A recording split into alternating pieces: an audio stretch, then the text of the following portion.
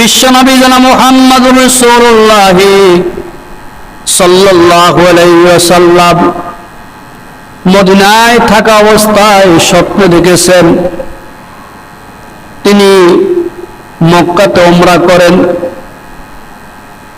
সাহাবায়ে কেরাম সার মুন্ডায়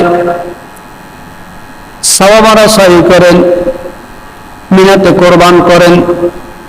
বিশ্বনবী মুহাম্মদুর রাসূলুল্লাহ সাল্লাল্লাহু আলাইহি ওয়াসাল্লাম যখন স্বপ্ন দেখলেন তখন বিশ্বনবী মুহাম্মদুর রাসূলুল্লাহ সাল্লাল্লাহু আলাইহি ওয়াসাল্লাম মক্কাতে উমরা করার সিদ্ধান্ত গ্রহণ করেছেন। আল্লাহর রাসূল মুহাম্মদুর রাসূলুল্লাহ সাল্লাল্লাহু আলাইহি ওয়াসাল্লাম সাহাবায়ে কেরামদেরকে বললেন, হে আমার সাহাবীরা, আমি